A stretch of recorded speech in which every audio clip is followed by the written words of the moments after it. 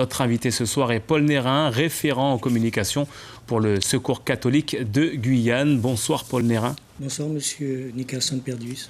Alors, le Secours catholique de Guyane prévoit 3 temps forts pour cette période de fin d'année. Quels sont-ils?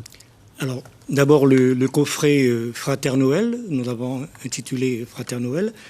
Deuxième temps fort, maintenir le lien fraternel avec nos partenaires, donc les grandes surfaces et également donc certains professionnels de la place, mais également donc l'évêché, les associations, etc. Et troisième temps fort, cette année donc nous avons voulu innover le Noël transfrontalier, c'est-à-dire que nous nous rendons effectivement avec l'autorisation de la sous-préfecture sur Oyapoké, dans un village où nous allons effectivement pouvoir aider donc les personnes en situation de précarité.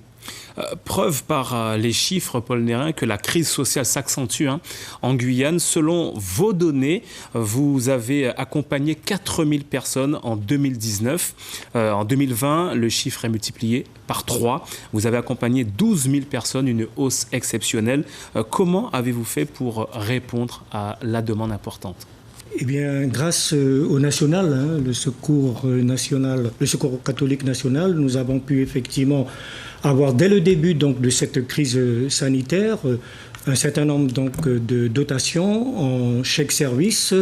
Nous avons reçu pour près de 180 000 euros en tickets service. Et puis également quelques dons donc, des particuliers. Mais c'est surtout le national qui véritablement nous aide. Nous avons reçu la visite l'an dernier donc, de la présidente du Secours catholique, Véronique Fayet, ainsi que le délégué à l'outre-mer, Jean Corsimo, qui véritablement ont touché, ont pris le pouls donc, de tout ce qui ne va pas du tout en Guyane et qui véritablement nous ont beaucoup aidés. Le Secours catholique de Guyane, c'est 250 bénévoles sur l'ensemble du territoire. Où concentrez-vous les actions? Alors, sur tout le territoire, certes, mais c'est surtout l'île de Cayenne, et puis d'est en ouest, Saint-Laurent-du-Maroni, bien entendu, Mana également, et l'est, Saint-Georges, mais nous avons les communes également, Kourou, Sinamari, etc., et Grand Santi, les communes du fleuve, Grand Santi, Papaïchtan, Kamoupi, etc. Où il y a donc aussi des bénévoles. Que faire si on souhaite faire un don ou venir en tant que bénévole au Secours Alors, catholique? il suffit donc de prendre la tâche donc, des différents responsables donc, des équipes qui sont réparties donc, sur tout le territoire, ou alors venir directement à la délégation de Guyane, donc Cité-la-Forêt.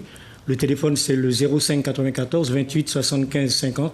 Et là, nous pourrons véritablement aider les personnes. Quel est aujourd'hui le profil de ces personnes en difficulté qui viennent vous rencontrer?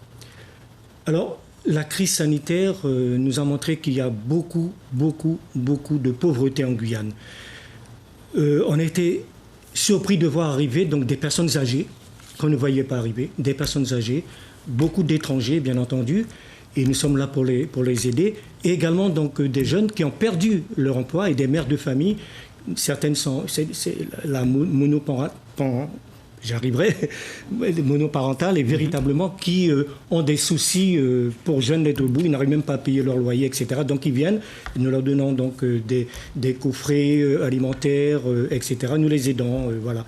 Et nous avons cette cette action là, avec Saint-Georges de l'Oyapock et également donc en face à la villa où nous pourrons effectivement aider ces personnes.